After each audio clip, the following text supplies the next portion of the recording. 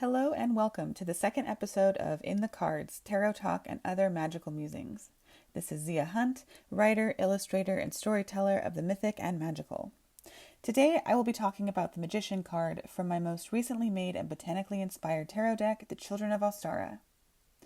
We will be going over the symbolism specifically utilized in this deck's rendition of the Magician, as well as this card's more widely applicable correspondences, such as its mythology, astrology, numerology, and the subtle connections it shares with other cards in the deck through these correspondences. I have to split the Magician's episode into two parts because this script is already 11 pages long, single-spaced, and I just don't think I'm doing anyone any favors by trying to cram it all into a 3 or 4 hour long podcast episode. So I'm going to try to update part 2 before the end of October so we can get back on track and have the High Priestess set for November. But we shall have to see. So that said, here we go. Please enjoy this episode titled The Spring's Magician, Part 1. I find it is important to remind those who may not yet be aware that the creators of the RWS Tarot, Pamela Pixie Smith and Arthur Waite, as well as the writer of the Thoth Tarot, the infamous Aleister Crowley, were all members of the not-so-secret Victorian Society, the Hermetic Order of the Golden Dawn. Now, this is important because while the exact origins of the tarot are fairly ambiguous, Smith's and Waite's version of the tarot was, as far as we are currently aware, the first tarot created with the specific intention to act as a set of keys to the philosophies and wisdoms of the ancient mystery traditions, and, by extension, as a tool for divination. Thus, their tarot was made with the intention to become a vehicle for the mythological and the spiritual symbolism and significance of the traditions that inspired it, as well as the tools or keys for engaging with the magic and methods of divination commonly utilized in those schools. Despite the fact that Waite's views on the subject of divination and fortune-telling seem varied and somewhat contradictory in his writing.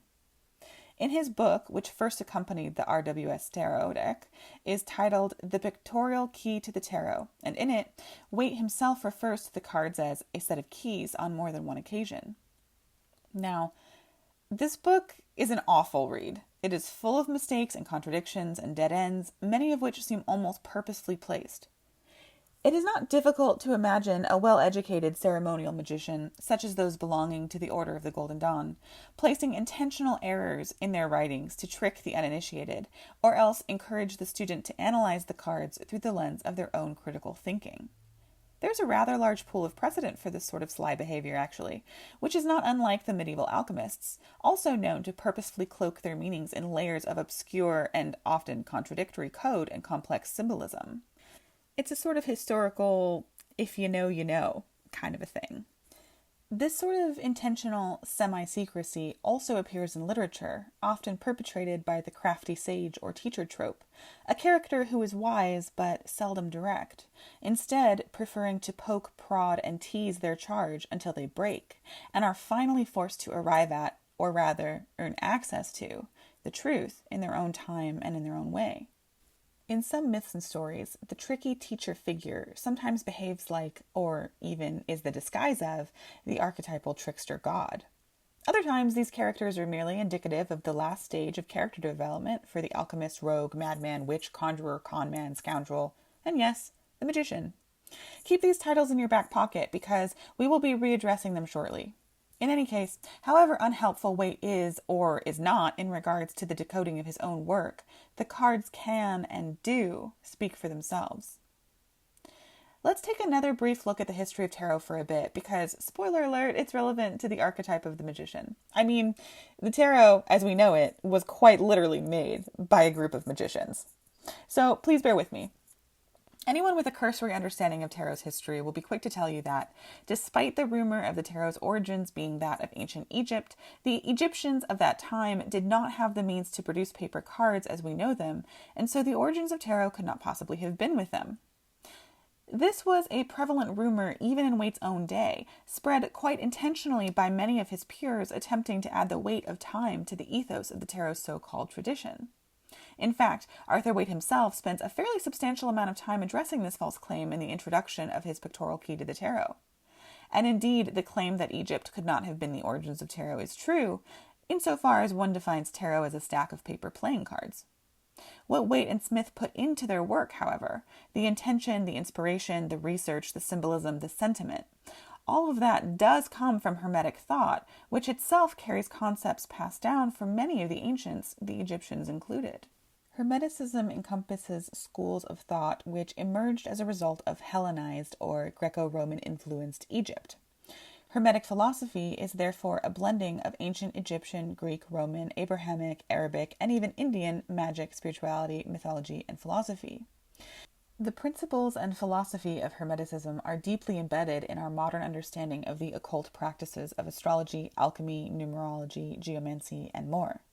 So while tarot cards themselves did not come from ancient Egypt, and in fact can only claim that their tradition goes back to as recently as the mid-15th century, the concepts which inform tarot today, especially those based off the RWS or Thoth-style decks, possesses information, concepts, themes, archetypes, and teachings which go beyond that of ancient Egypt. Let me give just one example. The RWS tarot has astrological associations overlaid onto it and symbolized throughout it as prescribed by the Golden Dawn, right? Yes, well, we know that the ancient Egyptians borrowed much of their astrology from the ancient Babylonians.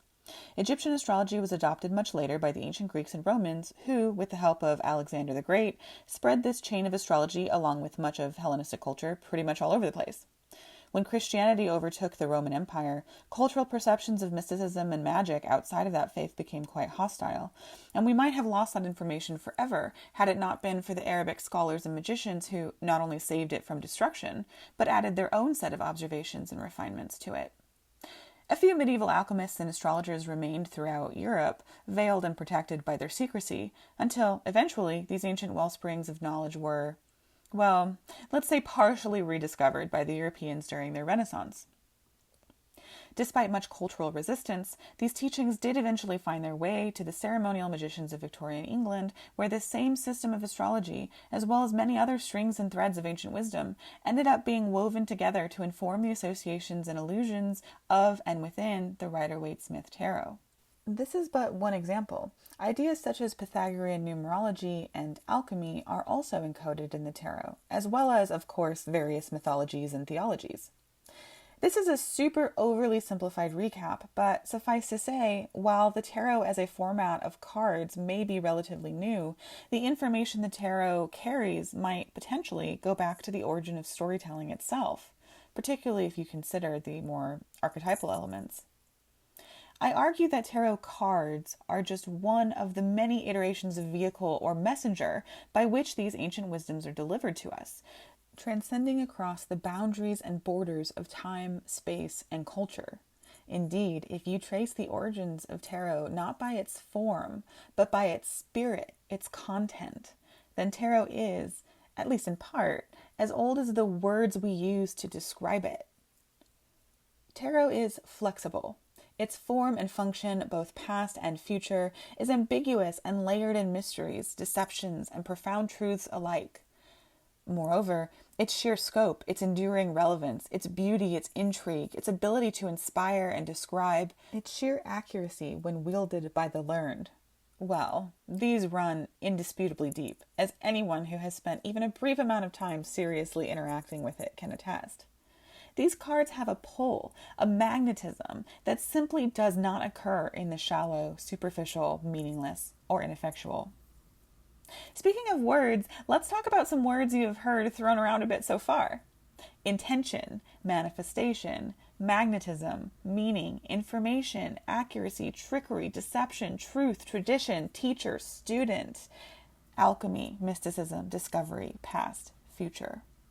All of these words are related to the magician, and in fact, words themselves relate to the magician, because who should come to be represented by the magician but the intelligent trickster god himself, and the swift planet named after him, Mercury. Yes, so let's start here in earnest, because this is an important connection. Mercury, or Hermes, is the mischievous, swift-footed, and silver-tongued messenger of the gods in Greco-Roman myth. He presides over thieves, travelers, merchants, shepherds, scribes, writers, orators, alchemists, and you guessed it, magicians. Books, reading, writing, language, eloquence, persuasion, lies, deception, secrets, doorways, boundaries, markers, crossroads, windows, and passages into and out of things, like trouble and treasure, were often thought to be under his jurisdiction. As a sacred messenger, he has dealings with all manner of folk, from peasants and scholars, heroes and kings, to gods of fertility, art, and the underworld, and everything in between. Because he is known to be a quick study, it should come as little surprise to see some overlap between his abilities and functions and those for whom he delivers messages. After all, he is fundamentally an intellectual god. He is a god of words, and words are the tools by which we can speak and share the stories of our gods, of ourselves, of our tools, of our culture. They are how we form our narratives, and the narratives we create us. They collectively create our world, or at least they create our understanding of ourselves and our understanding of the world. The creative power of words is even reflected in the Christian understanding of the creation of the universe, for their own book states that, quote, "By faith we understand that the universe was created by the word of God, so that what is seen was not made out of things that are visible." Hebrews 11:3. Words are invisible, spirit is invisible, faith, meaning, and understanding are all invisible, and yet it is by the power of the invisible that the visible world is created and, more importantly, given meaning. Words matter.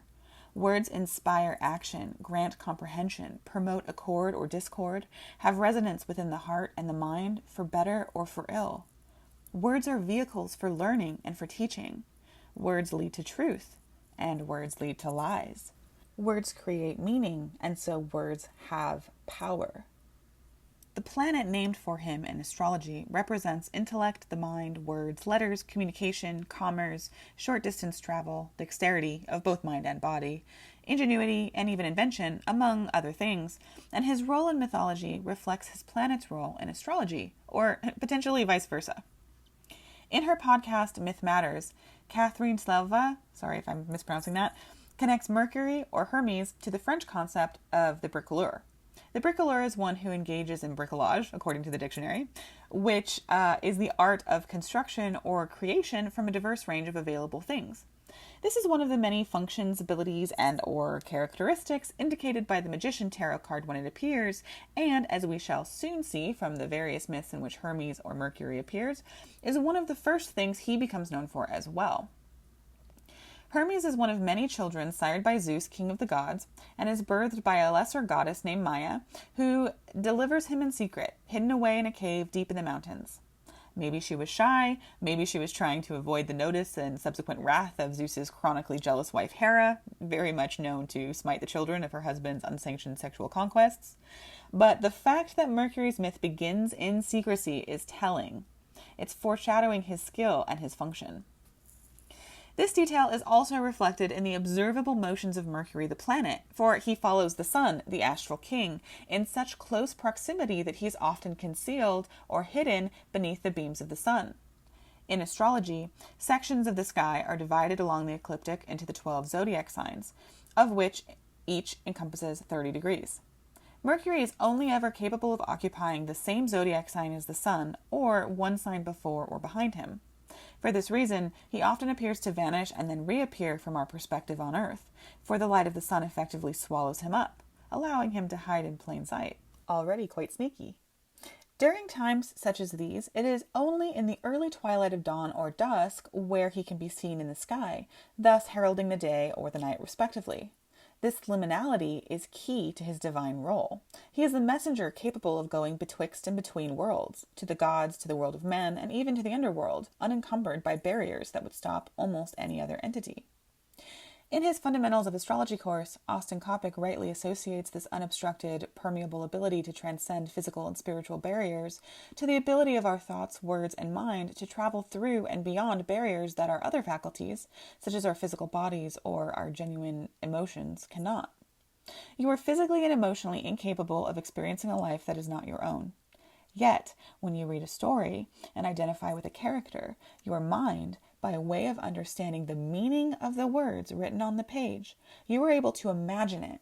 You may not physically or emotionally be able to stomach or slay an ogre or tyrannical oppressor with an axe, or walk in and out of the underworld, or start a revolution, etc., but you can think about it. You can imagine doing it.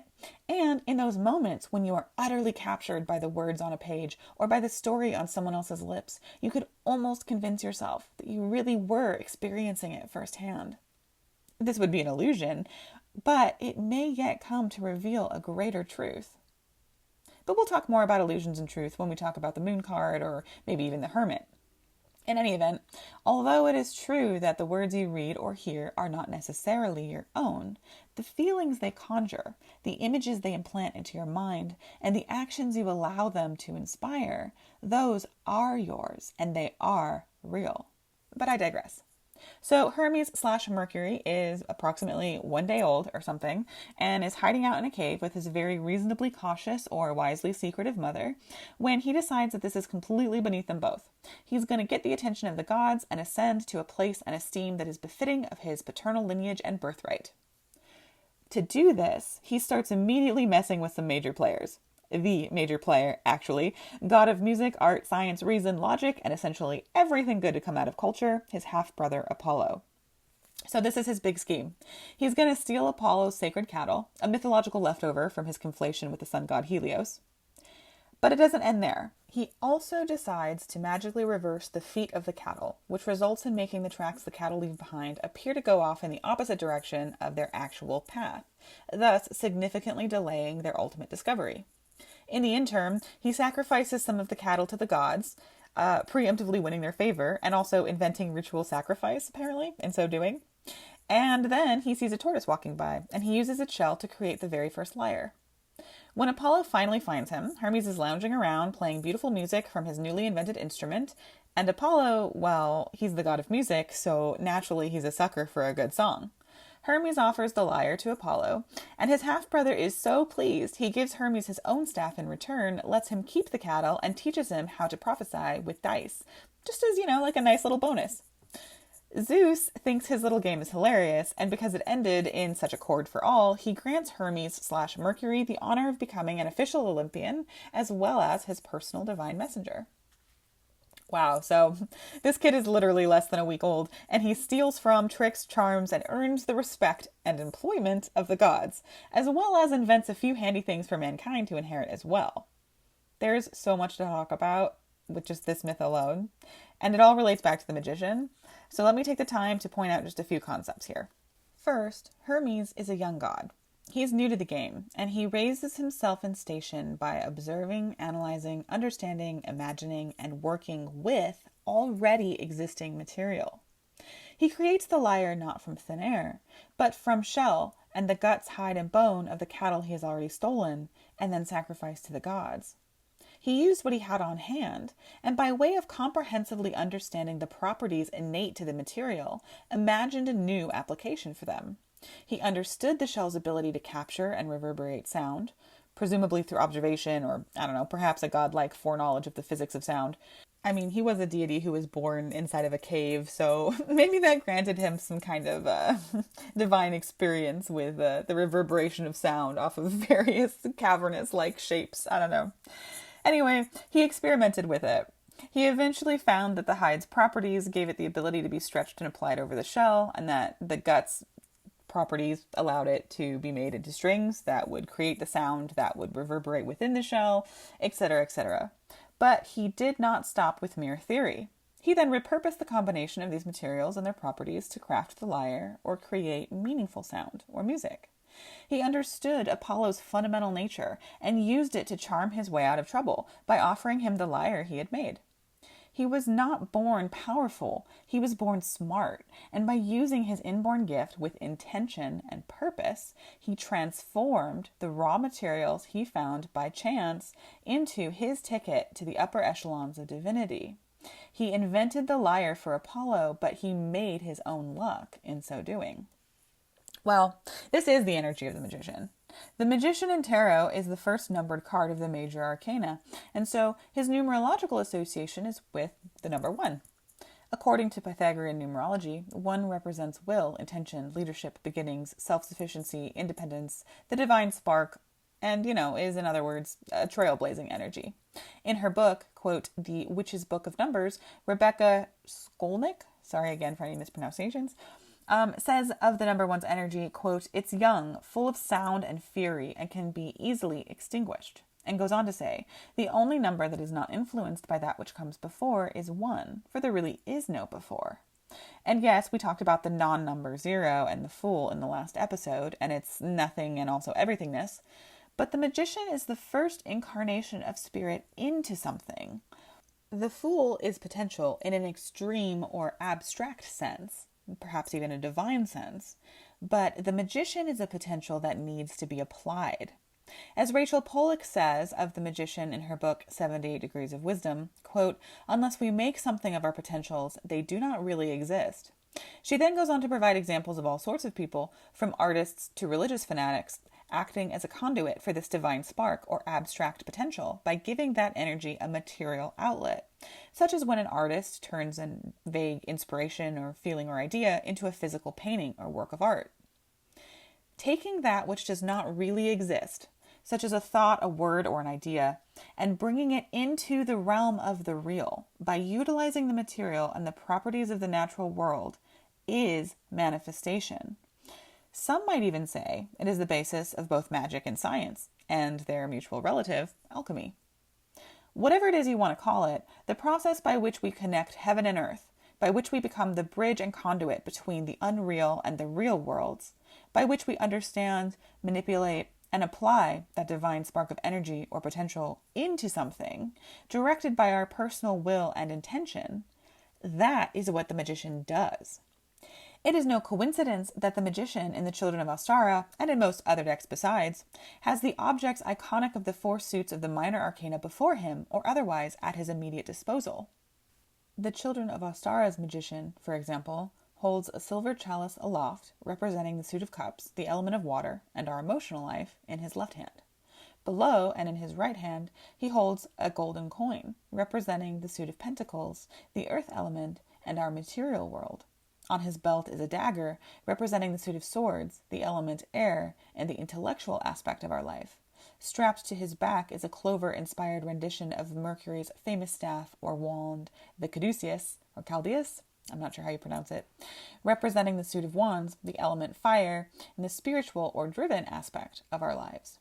And indeed, the Magician is numerologically aligned to all 4 aces, showcasing not only his understanding of all 4 elements, but that he is the beginning of pursuit of the secrets contained within each. He also is numerologically associated with all of the 10s of the minor arcana, symbolizing his ability or penchant for prediction and forward thinking. By utilizing one elemental ace, he begins that suit's elemental narrative or journey. When he uses the Ace of Wands, the end of this beginning implies the 10 of Wands. By alternating which tools he uses and when, or how much, or to what degrees, he can predict the results and use this knowledge to navigate his ship towards the ending or harbor he desires. The Magician studies and becomes aware of the properties and potentials of each universal tool or element. He learns its values and virtues, its limitations and potential, its symbolic and its material functions and shapes, and predicts their most likely results when used to varying degrees and various effects. Then, with his willful and focused intention, he manipulates, transforms, and applies their properties towards his goal. He gives them specific meaning and purpose. He gives them an outlet. So, not only does he manifest, manipulate, and transform, he does so within, without, above, and below. He understands not only the properties of each individual tool, but also how they relate to and connect to and affect one another. He does not create the omens, he doesn't create the signs or the tools or the elements, but he may learn to make use of them and decipher them. And, as he is sure to discover, they will be most usefully utilized when in harmony with one another. The 7-stringed lyre that Mercury created for Apollo, representing, by the way, the 7 sacred planets known to the ancients, can make sound with only 1 string, but it can only make great sound, great music, great meaning by utilizing all 7. You might also notice that the Magician in the Children of Ostara points up with his left hand and down with his right. This is a reference to the old Hermetic maxim, as above, so below, a saying which speaks to the interconnectedness and interrelationship of all existing things. According to Hermetic belief, it is therefore possible to make observations and even effect changes in the external, visible, and macroscopic worlds by observing and transforming aspects of the internal, invisible, and microscopic worlds. At least, it can and will become possible for those who study and master the art. The magician in the Children of Ostara is also associated and depicted by the clover, and according to Scott Cunningham in his book Encyclopedia of Magical Herbs, the clover is associated with the element air and the planet Mercury. All parts of the clover are imbued with folkloric meaning and magical power, and not just the four-leafed variety either. According to Cunningham, the red clover flower can be added to baths to, quote, aid in financial arrangements of every kind, put into lust potions, or used as an infusion that can be sprinkled around to cleanse the area of negative spirits. White clover flowers are said to remove hexes and curses. A 2-leafed clover predicts finding a lover. A 3-leafed clover can be worn as a general protective amulet. The 4-leaf clover bestows luck and helps men avoid military service. And a 5-leaf clover attracts abundance and wealth of all varieties. From riches to love to purity to luck, the clover can be used to aid in almost any endeavor. It is perhaps as flexible and adaptable as the powers of the mind, magic, and the word. Or it's at least a little bit of a jack of all trades, not unlike the swift-footed messenger of the gods who is said to patron all three.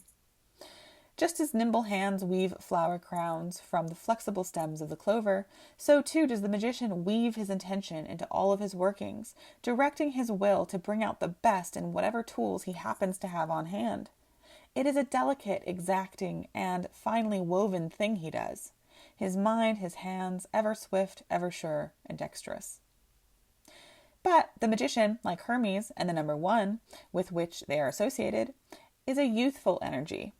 They are still learning, observing, and experimenting. If the fool is the spirit before it is incarnated into the material, then the magician can, in a way, be seen as the new baby or toddler who is learning of their new abilities to enact real change upon and within themselves and their environment via observation, experimentation, and exploration. I cannot fathom to think of what truly goes on in the mind of my 1-year-old, but if I had to wager a guess, I don't know, it might go something like this.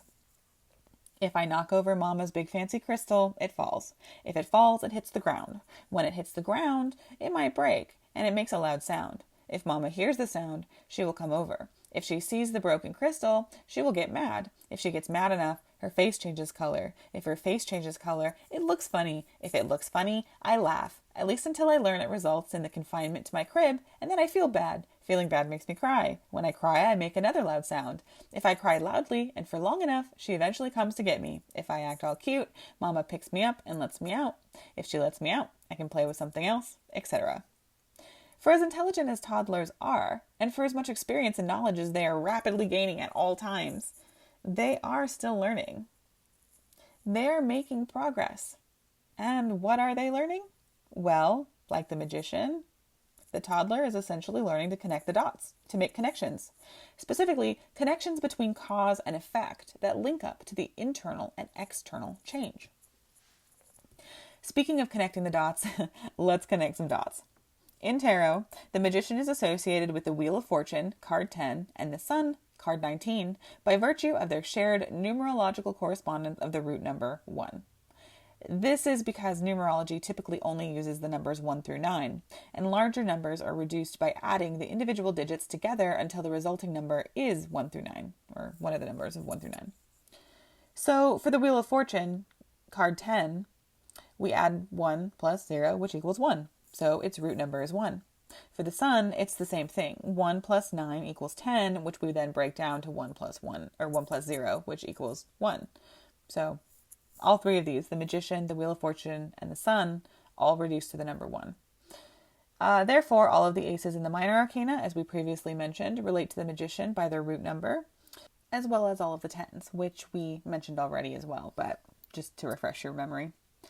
So those are the cards that we'll be talking about in regards to the Magician's numerological correspondence. However, we have yet to settle fully into his astrological connections.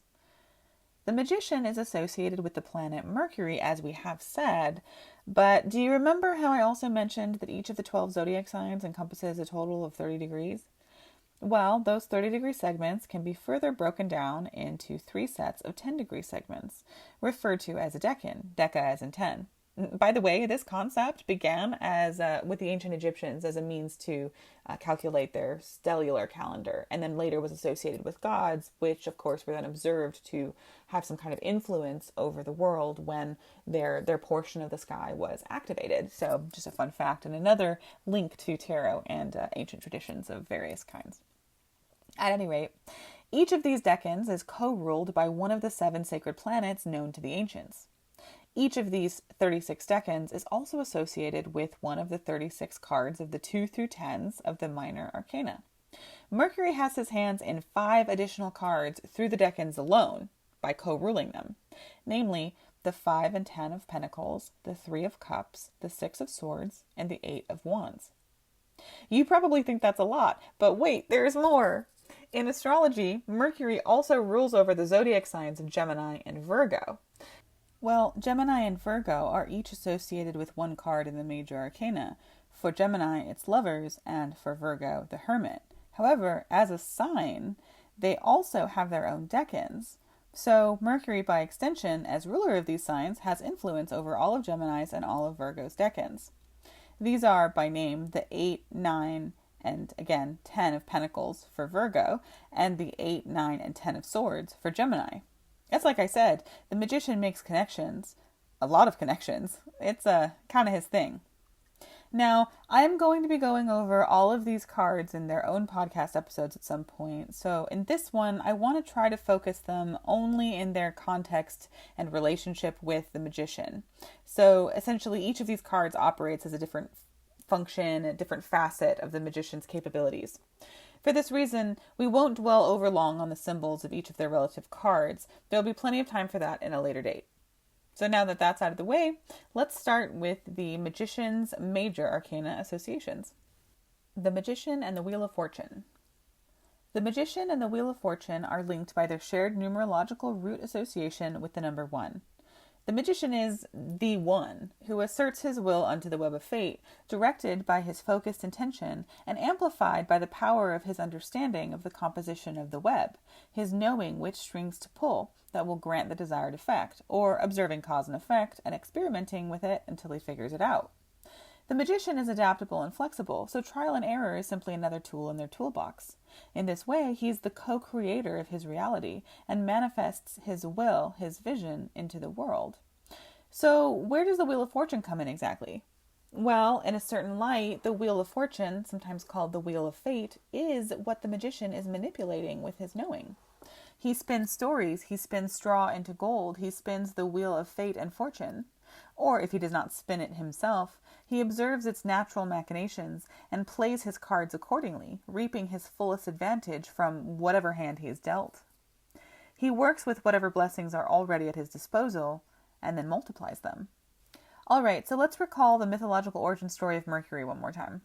As a young godling born to an unambitious mother, and sired illegitimately by the king of gods, Mercury quickly aspires to be more than his apparently destined lot, and takes matters into his own hands.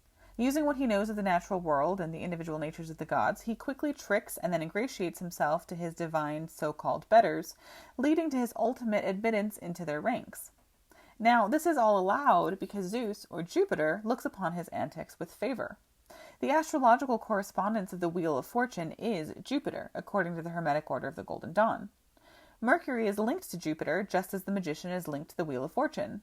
Ultimately, it is the magician's knowledge of the wheel and its motions, not unlike Mercury's knowledge of Jupiter and how to win his favor, that allows for his successful manipulation of the system in which he finds himself initially disadvantaged. In the introduction of Mary K. Greer's book, The Complete Book of Tarot Reversals, she notes that RX is, quote, the shorthand notation most used by tarotists to indicate reversed cards and by astrologers to indicate retrograde motion of a planet. It is also a pharmacy sign for the medicinal recipe or remedy used to treat disease. It was originally written as a cursive capital R with a short backward slash that turns the extended leg into an X. According to Brewer's Dictionary of Phrase and Fable, quote, the ornamental part of this letter is the symbol of Jupiter, under whose special protection all medicines were placed.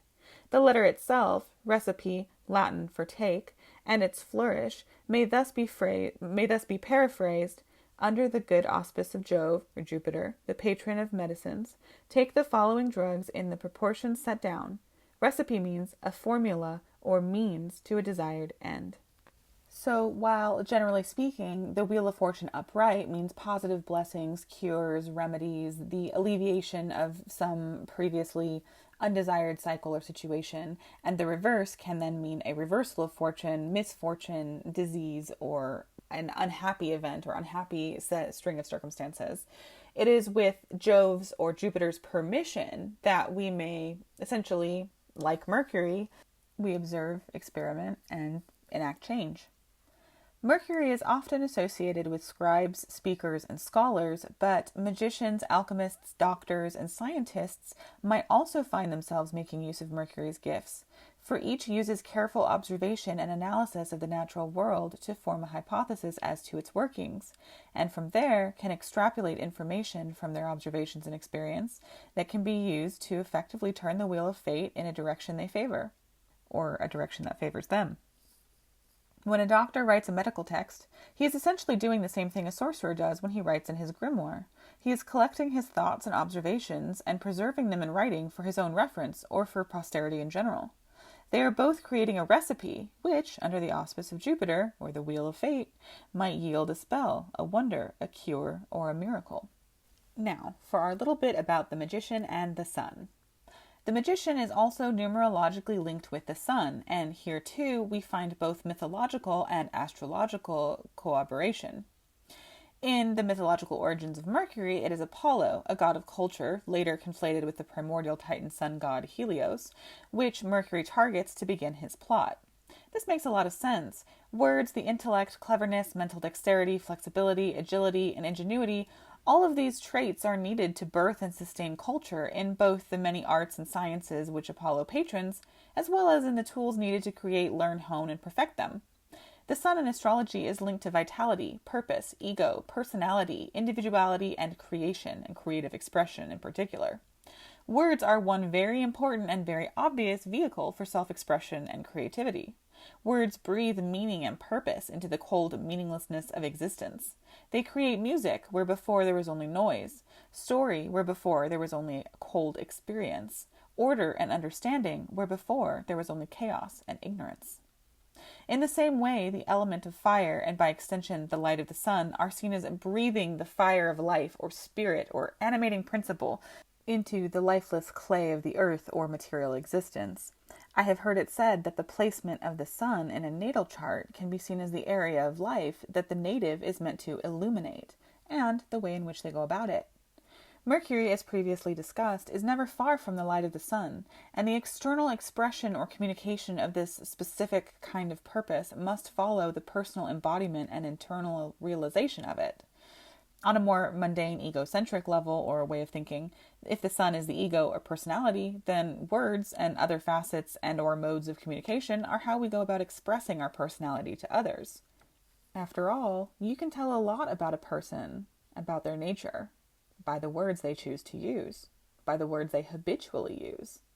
Yes, of course, we're all used to speaking out of turn or accidentally putting our foot in our mouth, saying something we shouldn't have, or saying something less eloquently than we could have. So, of course, words are not unflawed. However, they are the way that we express our internal and invisible features, our thoughts, our desires, our goals, and that's not nothing. So let's talk now about the magician, the lovers, and the hermit. The planet Mercury rules the signs of Gemini and Virgo. This means that when Mercury is placed in either of these signs, it is domicile or at home, although it is also considered exalted in Virgo.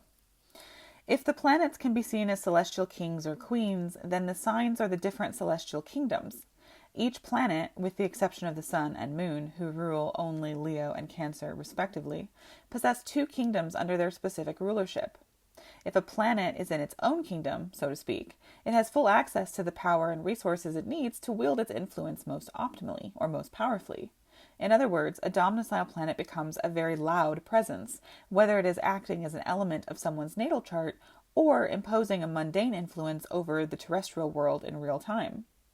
According to the Hermetic Order of the Golden Dawn, Gemini and Virgo are associated with the lovers and the hermit, respectively. So again, I'll be going over each of these cards in detail individually at a later date, so we're limiting their discussion here to their capacity to act as facets of Mercury, or the magician. So Mercury is linked with the intellect, communication, knowledge, learning, study, analysis, among many other things. It is liminal, neither male nor female, neither belonging to the night nor the day, neither malefic nor benefic. It rules the air sign Gemini and the earth sign Virgo, both of which are mutable or changeable, and therefore quite tailored to the flexible, tricky, agile Mercury and his, well, mercurial ways. I like to think of Mercury as a funnel through which information is gathered and then refined and distributed. Gemini is the wide open mouth of the funnel. It takes in everything, is interested and curious about everything, wants to collect as much information and data as possible, often regardless of its merit. Gemini is an air sign and thus a social sign. It does not differentiate or discriminate particularly well between good or bad information. They happily play with and toy with all information, eager to explore all roads equally, sometimes even all at once. This makes Gemini accepting, but inconsistent and unfocused in nature, flighty, fickle. Virgo, on the other hand, is the distillation, perfection, or refinement of information. If Gemini collects and expresses all of the data, then Virgo digests it, and, like the sheaves of wheat the celestial virgin is often depicted holding, Virgo will separate and process the nutritious, accurate, useful, and true from the unfulfilling, inaccurate, useless, or false. Virgo is methodical, precise, accurate, discriminating, judgmental, and organized, and maybe a little bit critical and perfectionistic. In astrology, Gemini rules the mouth and hands, Virgo rules the spleen and digestive tract. What do the hands and mouth do? They collect, convey, express, control. The hands collect the food and bring it to the mouth, where the body opens and accepts it, nutritious or not. What do the spleen and digestive tract do? The spleen acts as a filter for your blood, and the digestive system separates the nutrients of your food from the waste. Your body takes the best and expels the rest. If food is, in this case, a metaphor for information, or food of the brain, then this is exactly the role that Gemini and Virgo play in relation to each other and in relation to Mercury. Great, so how might this relate to cards like the Lovers or the Hermit? I'm so glad you asked. Let's start with the Lovers. Okay, so yes, the Lovers card can be about meeting that special someone, but that is a very small and rather mundane fraction of its scope. Of course, if you draw the Lovers card upright in a question about a potential love match, or reverse for that matter, this may indeed be the meaning the tarot is indicating. After all, the tarot will speak to you with the words that it has at its disposal, and tarot is certainly not above literal and title-led interpretations. Nevertheless, at its core, the Lovers is about the relationship between two different facets or parties, whether that is an external relationship between two separate people or an internal relationship between two different aspects of the same psyche. The Lovers represents duality in the fullest extent of the word. Male and female, yes and no, 1 and 0. When we have two, we have the potential for all. Addition, and then quickly multiplication, now become possible. 1 and 1 are 2, 2 and 2 are 4, 4 and 4 are 8, and before you know it, there are billions, but it starts with at least 2. When you have 2, you have a relationship. And that relationship can be incredibly varied, nuanced, and complex. Are they in conflict? Are they in harmony? Do they begin a pattern? Are they random? Are they similar or dissimilar? Now you have data points by which to draw comparisons and potentially conclusions. Is one bigger and one smaller, and what does that mean, and how can you use them? Is one selfish and one selfless? Is one good and one bad? Indeed, our external relationships often function as the mirror in which we see and project aspects of ourselves. We see in our lover the traits we wish we had within ourselves, or are else attracted to the familiarity of the similarities that we share. After a time, we may begin to resent our differences, and the union swings towards separation once again. The same momentum which propelled the two lovers to collide now forces them apart, because once we enter the Lovers, we have the potential to separate, or to unite, to love or to hate in equal measure at any point in time. We can engage in debate or in story, we can share or we can withhold. We have a reflection, a sounding board for our own internal dialogue. How can I really know what I think, feel, or believe if I exist in a complete void? The Lovers opens up the potential to true understanding of ourselves and of the world around us because we now have more than just ourselves to relate to. The options of one are exponentially increased by the addition of another. Just as importantly, we must recognize that these relationships are not fixed. The Lovers, indicated by Gemini, and Gemini being a mutable sign, is changeable. Something that starts at one point will not necessarily remain there. What starts as a love can morph into a hate, a rivalship, a friendship, bliss into despair, pleasure to pain. Two can form union, of course, but yeah, they can form separation.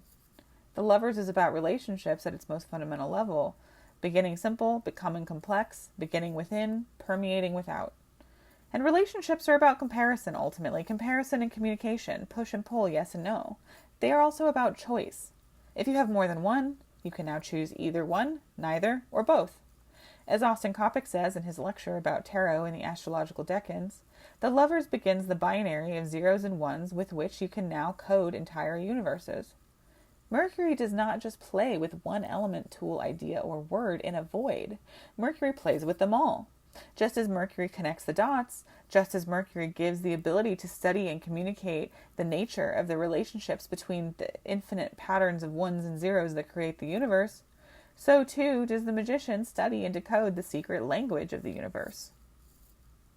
Now, you may recall me at various points talking about the decans. As a refresher, in astrology, each of the 12 zodiac signs is made up of 30 degrees.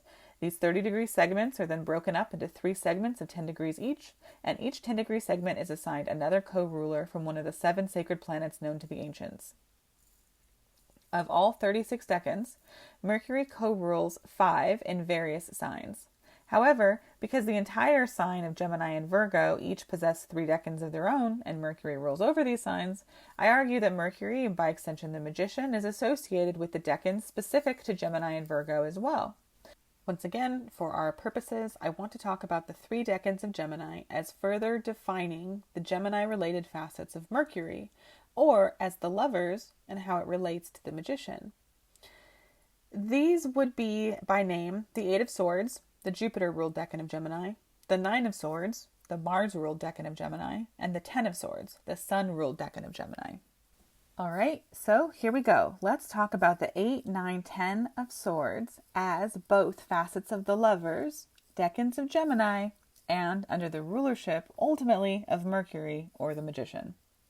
I know, Mercury is just like folding boxes all the way down, but here we go. We're going to talk about it. So the first card we're going to talk about is the 8 of Swords, which is the Jupiter-ruled decan of Gemini. Jupiter is the planet of more, bigger, larger, and unified, unification. So Venus and Jupiter in astrology are both considered benefic planets because generally they represent things that feel good and are pleasurable. For example, Venus brings 2 entities together by way of attraction, love, beauty, and Jupiter merges them together. Jupiter bestows blessings, grants miracles, governs all acts of goodwill, integrity, ethical law, philosophy. It brings opportunity, fortune, and expansion. That sounds pretty good, right? So you might be a little bit confused as to its association with the 8 of Swords, which is not a particularly favored card among tarot readers. Well, here's the problem. Jupiter is in detriment in the sign of Gemini and in Virgo. When a planet is in detriment, it is considered having difficulty bestowing its blessings in the way that it would like. Jupiter magnifies and expands, but Gemini already has a massive collection of a million little things. It's dissecting, it's chopping up and gathering and multiplying. And there is such a thing as unsustainable growth, and oftentimes this card represents that idea. Let's take a moment to recall here that the suit of Swords is an intellectual suit. It is the suit of the mind. So, the Jupiter-ruled decan of Gemini is the overpropagation of thoughts, an overabundance of words, too much noise, too much information. There are always 1,000 million reasons to do something or not to do something. Each action or inaction causes different cause and effect charts to branch out from them. The accumulated knowledge from one source says this, another contradicts it. For every A, there is a B. For every pro, there is a con, and on and on and on it goes.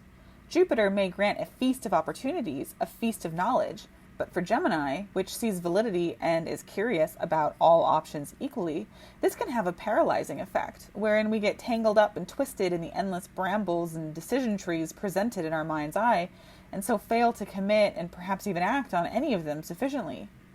Here we might experience one facet of the magician when he appears reversed in a tarot reading. His energy is blocked by a lack of focused intention and commitment. He lacks experience to tell good from bad, yes from no, and he lacks the focus and dedication to sort through it all effectively. Then we have the Nine of Swords, the Mars-ruled decan of Gemini. Here is a neat little keyword shortcut. Mars is associated with the Tower in tarot and with blades and weapons in astrology. Gemini is often linked to thoughts and words, and so Mars in Gemini is the tongue sharpened to a blade's point. It is ideas wielded as weapons. It is the tower in our mind. Mars is Gemini, excited by information to the point of frenzy or intellectual torment.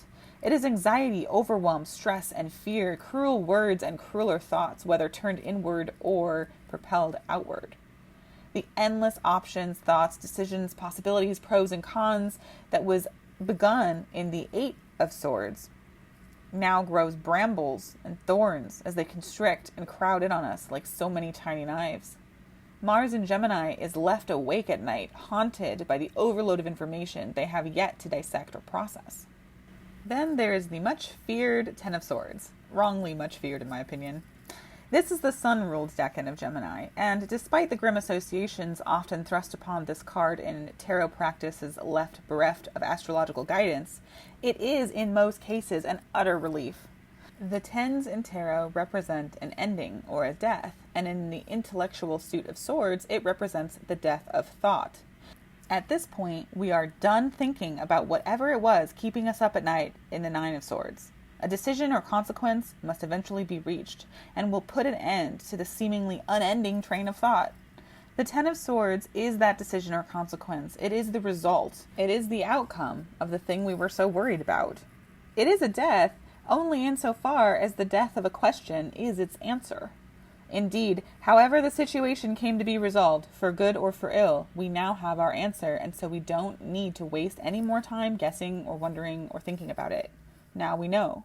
The sun has broken through the obscurity of night and brought clarity and illumination. All right, so now that we have a broad strokes understanding of the 8, 9, and 10 of Swords, and their relation to Gemini, and Gemini's relation to Mercury, let me tell you a story. It is one that I argue perfectly covers at least this potential facet of the magician reversed, and really covers the progression of the 8, 9, 10, and Swords back to back. And it's one of my favorite stories besides. So, once upon a time, there was a sorcerer, renowned throughout the land for his power and authority in the arcane and magical arts. He was once powerful enough to rise or fell an empire with a single word, but he was old and growing older. He could feel his vitality draining from him, and he decided that he must select an apprentice to pass on his hard-won skill and knowledge, to carry and cultivate his wisdoms and preserve it for future generations. Many applied for the position, and after much deliberation, he finally decided on an apprentice. This young upstart had several promising traits for the job, prime among them his confidence and his lust and passion for knowledge. Now, the old sorcerer was extremely experienced and secretive by nature. Although he had agreed to teach his young student all he knew in time, he was very controlling as to when and what information would be revealed. Eventually, the apprentice grew to be quite frustrated by this. One night, the sorcerer commanded his charge to fill a fountain in the center of the study with water from a sacred well in preparation for the next day's lesson. It was quite the task, and would take the young man all night to finish by hand. So, when the sorcerer retired for the evening, his young student dared to peek inside his master's treasured grimoire. He had been a diligent student up until this point, had learned much since his apprenticeship first began, and he felt that he had more than earned the right to such power. He quickly found a spell that would aid him in his task by animating an object, such as a broomstick, and commanding it to do his chore for him. He cast the spell just as instructed in the grimoire, and sure enough, the broomstick came to life, sprouted arms, and began to fill the fountain with water from the sacred well, one bucket at a time. The apprentice grew bored watching the broom go about its monotonous task, and became distracted. He wandered off, and when he returned, he was shocked to discover that not only had the fountain been filled, it was beginning to overflow. He tried to disenchant the broom, to no avail. He yelled, he begged, he pleaded. He tried to hold on to the broom and physically stop it from moving, but nothing worked. He ran to the tool shed and grabbed an axe and chopped the broom up into 1,000,000 little pieces. He thought for sure that would be the end of that, but the spell cast over the broomstick thrummed and pulsed throughout all of its pieces. Soon each splinter grew into its own complete broomstick and began to continue the task assigned to it, filling the fountain, one bucket at a time. Now, completely overwhelmed and at a loss, the apprentice did all he could to stem the tide, but soon the ensorcerer's entire home was flooded. Just when all hope seemed utterly lost, the stern, sleepy-eyed sorcerer returned. With a grim look of determined exasperation, he sliced through the spell with a wave of his hand, and the broomsticks fell to the floor, utterly lifeless. There was an oppressive quiet then, a stillness that the apprentice dared not break, even with his breath. As the dawn's morning light began to peek through the window, the sorcerer's eyes fell upon his apprentice, who was on his hands and knees in shame in the center of the flooded home. Not knowing what else to do, the apprentice began groveling, begging for his master's forgiveness and mercy. The old sorcerer only slid his eyes from the apprentice to where his grimoire lay on the soaked floor beside him, cast aside and flung off during the frantic scuffle. The apprentice quickly grabbed it and wiped it clean as best he could. Gingerly, he handed it back to his master, who took it back from him peevishly. The sorcerer dried it completely with but a single side breath cast upon its cover. The apprentice continued to beg, and felt his heart drop as his master turned his back on him and left him in the room without a word. Before the young student could work himself up too badly, however, his old teacher returned and handed him a mop and a bucket, looking pointedly at the mess the magic study had become. Then he turned around yet again and went back to sleep. It took the apprentice days of menial labor to set the home back to sorts, and once he had finished, they began their studies once more. Never again did the apprentice dare to think he knew better than his master, and in time, by following his lessons, the apprentice grew to be a powerful and renowned sorcerer in his own right. So, that was my slightly stylized, revamped version of a very old poem called The Sorcerer's Apprentice, which was written by John and Wolfgang von Goethe? I'm so bad at names, you guys. Anyway, in 1797. Although some of you might recognize it better from Disney's short interpretation of the poem in their film Fantasia. Regardless, this poem is a perfect example of the reverse magician energy and an excellent progression of the 8, 9, and 10 of swords. For as skilled as he is, the magician is young. He's learning. One of the first pitfalls a capable student is likely to succumb to is arrogance. This goes in line with the saying, a little bit of knowledge is a dangerous thing. When arrogance corrupts our magician's energy, it is easy to bite off more than we can chew. The young apprentice's second pitfall, one especially well known to the essence of Gemini in particular, was an unfocused mind. He grew distracted and his attention wandered. When he returned, things had spun wildly out of control, and together these shortcomings resulted in the kind of overwhelm and paralysis indicated by the Eight of Swords. When his initial shock and paralysis wears off, action returns to him in a frenzy like the Mars-ruled decan of Gemini or the Nine of Swords. When the young student realized he could not disenchant the broom, no matter how many options he thought of, all fell short in practice, the mounting anxiety represented by the Nine of Swords, the Mars-ruled decan of Gemini, is fully at its peak. Of course, at this time, the apprentice runs to retrieve an axe, the implement of Mars, in the hopes of violently overcoming his magical and intellectual error. There can be a brief parallel to the return of the overwhelm of the Eight of Swords when the chopped up pieces of the broom begin to multiply, and now we have 1,000 active problems, where before there was only the absence of one reasonable solution. I will pause here to just note that when we get reversals in tarot, a lot of the times they send us back to the previous card or back to some kind of archetypal lesson that we haven't yet learned. So I do like how this narrative has a constant shifting in the climax of trying to problem solve, getting frenzied, getting overwhelmed, becoming violent, becoming emotional, and then kind of going back to overwhelm. It's a very interesting toss-up between the 8 and 9 of Swords at like different parts, and I think that that's very valuable because often that's our experience, right? We have this incredible anxiety that keeps us up at night. It's incredible overwhelm we can't do anything about, and we just jump like pathetically from one option to the next and are constantly trying to sort of figure things out while in the throes of this distress. So I think it very fits with how you mostly will experience these kinds of cards. At any rate, when we're in those Nine of Swords moments, I mean, we can just easily imagine how the apprentice could be wailing in despair and berating himself and thinking of all the things he should have done differently. And finally, when all is at its darkest, the master appears and settles the matter. This is akin to the sentiment, it is darkest before the dawn, right? The conflict is resolved, the lesson is learned. The chaotic, clouded overwhelm of the student's previous uncertainty is dispelled by the sharp clarity of the situation's resolution, as bright as the rising sun as it cuts through the darkness and ambiguity of night. The questions were, did he know better than his master? Was he ready to take matters into his own hands? Could he handle magic that powerful? And of course, later questions might have been, how did I get into this mess? What do I do now? How do I stop the broom? What am I going to tell my teacher? Of course, the answers indicated by the Ten of Swords were mostly negative. He was not ready. It was painful to realize in the moment, maybe, but now he knows. There is a reason the master leads and sets the pace, and the student follows. After the story, he knows that now. He won't be making that mistake again. These are all situations of a variety that a reverse magician is prone to, but in another light, they also point at an upright magician's strengths. Because the apprentice was curious, he was eager to learn and expand and test his knowledge and put theory to practice. He was brave, also undaunted. He experimented, and although he failed, he learned from the experience, and he grew and became all the more competent for it. The decans of Gemini are possessed of an unquenchable thirst for information, and the bravery and flexibility to pursue it, no matter how the potential dangers or pitfalls in the path, are quite laudable. All right, so that has to conclude this episode of the Springs Magician Part 1, because I still have to go over all of Virgo's decans in the context of the Magician Mercury Hermit thing. I got to go over all the decans that Mercury rules outside of Gemini and Virgo, which is a whole other thing. So I expect that Part 2 will take another, 11 pages to write, an hour to read.